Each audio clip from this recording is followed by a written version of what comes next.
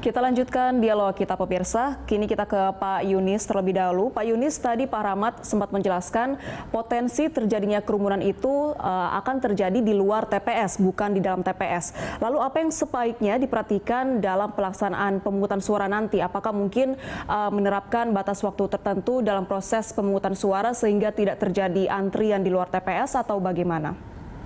Jadi petugas keamanan ada di TPS, maka petugas keamanan itu bertanggung jawab terhadap kerumunan di luar TPS. Jadi harusnya ketua pengamanan itu bertanggung jawab terhadap kerumunan. Nah, yang tidak bisa diawasi adalah pada saat penghitungan suara itu.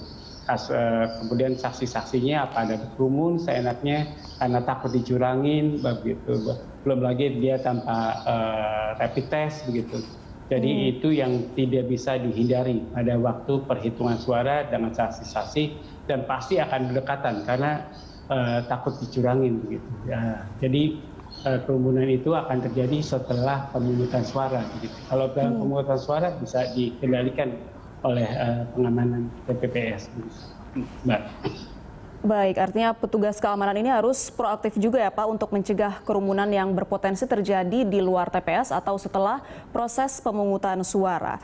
Ya, selanjutnya kita ke Pak Rahmat. Pak Rahmat, ini dalam pilkada serentak ini yang berbeda adalah dilaksanakan dalam masa pandemi.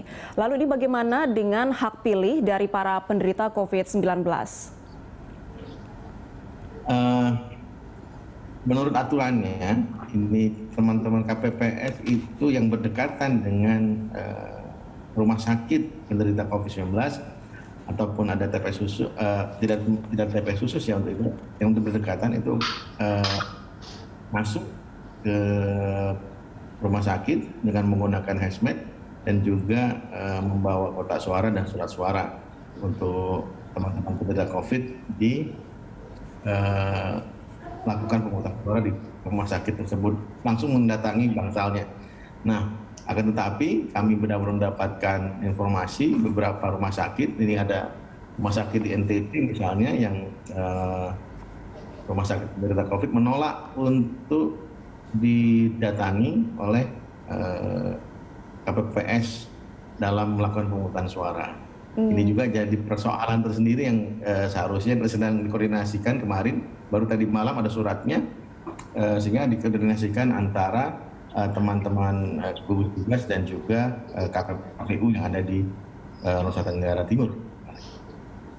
Tapi ada beberapa penolakan dari rumah sakit, Mbak. Ini yang jadi masalah karena dianggapnya kotak suara dan surat suara bisa juga menjadi salah satu media penularan. Mungkin Mas Triunis bisa juga menjelaskan apakah demikian, sehingga teman-teman di pengurus rumah sakit itu tidak memperbolehkan masuk KPPS masuk ke dalam rumah sakit COVID. Baik, ini artinya meskipun para penderita COVID-19 yang sedang menjalani isolasi mandiri ataupun perawatan di rumah sakit memiliki hak pilih, ini tidak akan bisa mengikuti proses pemungutan suara jika tidak ada persetujuan dari rumah sakit ya Pak? Baik. Kini kita ke Pak Yunis. Pak Yunis, ini bagaimana caranya untuk mengedukasi masyarakat pemilih untuk patuh dalam proses pemungutan suara nanti dengan tetap menerapkan protokol kesehatan yang ketat? Ya, jadi harusnya di TPS ada poster begitu tentang protokol kesehatan di TPPS begitu. Harus itu dipasang. Jadi itu pun luput dari KPU begitu. Mereka menyuruh melakukan protokol kesehatan, tapi tidak buat spanduk khusus, spanduk tentang protokol kesehatan di TPPS. Kemudian dan spanduk itu harus disosialisasikan sebelum saya sudah melihat sosialisasinya bahwa apa yang harus dilakukan di TPPS, cuci tangan sebelum masuk, kemudian nanti dikasih sarung tangan, kemudian pakai masker. Jadi itu belum cukup. Kalau di daerah merah atau orange seharusnya pakai face shield untuk melindungi pemilih begitu dari infeksi COVID-19. Dan juga petugasnya harus pakai face shield. Menurut saya untuk melindungi petugas dari infeksi COVID-19. Jadi melindungi petugas dan pemilih di dalam TPS itu adalah kewajiban negara. Baik. Kira-kira begitu. Terkait dengan pemungutan suara untuk pasien COVID-19 yang sedang menjalani perawatan di rumah sakit, ini jika rumah sakit menolak petugas KPPS datang ke rumah sakit untuk mengambil suara dari para pemilih yang terinfeksi COVID-19, ini apakah bisa dikatakan tindakan yang benar Pak untuk mencegah penularan COVID-19? Harusnya semua petugas KPPS atau TPS berhak dengan undang-undangnya berhak mengambil suara dimanapun. Tidak ada orang yang bisa melarangnya karena itu adalah perintah undang-undang gitu. Jadi kalau itu diundang-undangkan maka rumah sakit manapun tidak bisa ada yang menolak. Gitu. Nah, oleh karena itu dia bisa masuk tapi dengan syarat begitu bahwa dia pakai APD lengkap gitu. Jadi kalau untuk penderita yang sedang dan berat dia masuk ke rumah sakit dia pakai APD lengkap bersama dengan bidan atau perawatnya. Ini masalahnya adalah di NTT mungkin APD-nya sedang kurang-kurangnya. Kenapa dipakai oleh kemudian petugas KPPS begitu. Jadi mereka ada kecemburuan sosial begitu.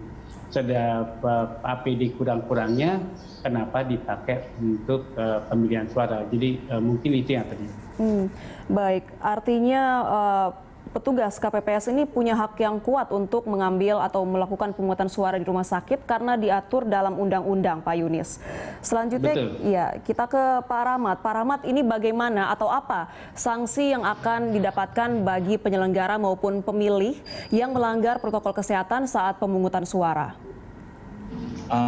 Pertama karena ini termasuk dalam PKPU, maka pertama kali yang kita ingatkan kepada yang bersangkutan. Kemudian kedua, kita bisa juga mengeluarkan yang bersangkutan dari TPS jika kemudian tidak menggunakan APD atau menggunakan masker, khususnya untuk teman-teman pemilih. Tapi sanksi pidana saya kira itu agak repot untuk digunakan karena akan masuk dari karantina, undang-undang karantina dan juga undang-undang penyebaran wabah penyakit.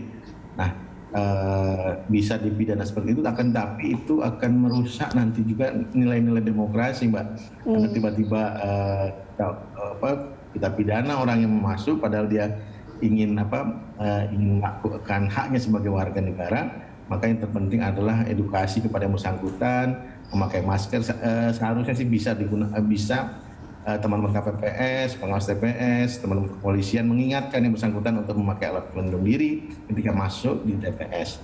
Jadi kita lebih mendapatkan sanksi-sanksi yang berbentuk peringatan terlebih dahulu dan juga tidak mengeluarkan sanksi pidana. Kalau bisa pidana akan jadi persoalan karena ini masuk di undang-undang penyebaran wabah penyakit, bukan di undang-undang. Tapi kalau dia membuat TPS tidak bisa berjalan gara-gara yang bersangkutan memaksakan diri masuk, nah itu kena undang-undang pemilihan. Mengganggu jalannya pemungutan suara, itu akan terkena pidana pemilihan. Jadi pendekatan pertama adalah pendekatan secara humanis, kemudian pendekatan peringatan kepada bersangkutan, mengusir bersangkutan keluar dari TPS. Kalau pengusiran tersebut mengakibatkan kekacauan dalam TPS, maka yang bersangkutan bisa dipidana karena mengganggu jalannya pemungutan suara. Baik, kita berharap pelaksanaan pemungutan suara di Pilkada serentak hari ini bisa berjalan aman, sehat dan lancar ya Pak Yunis dan Pak Rahmat. Iya, mudah-mudahan demikian. Ya, terima kasih banyak. Para penyelenggara harus patuh terhadap protokol kesehatan, ini yang paling penting, dan juga saksi yang ada di TPS. Baik. Dan kami harapkan nanti pada saat penghitungan suara, tadi Pak Yunis mengingatkan, tidak terjadi kerumunan. Kami mengharapkan masyarakat KPPS bisa membagi masyarakat yang ingin melihat sesuai dengan aturan kampanye saja, kita benchmarknya dengan 50 orang dalam menyaksikan menyaksikan seluruh proses penghitungan suara, karena takut tadi dikurangi dan lain-lain, dan itu ada keleluasan untuk melihat. Nah, jadi jarak dan tidak lebih dari 50 orang. Ya 50 orang, tidak lebih dari 50 orang. Itu yang paling penting yang bisa dilakukan oleh teman-teman KPPS dan pengawas TPS pada saat penghitungan nanti setelah jam 1 siangan. Baik, tentunya ini harus ada kepedulian ataupun kedisiplinan dari semua pihak, baik dari pemilih maupun dari petugas di TPS. Terima kasih banyak Pak Rahmat Bagja dan juga Pak Tri Yunis Miko telah bergabung bersama kami dalam Good Morning Jakarta hari ini. Ya, makasih Mbak.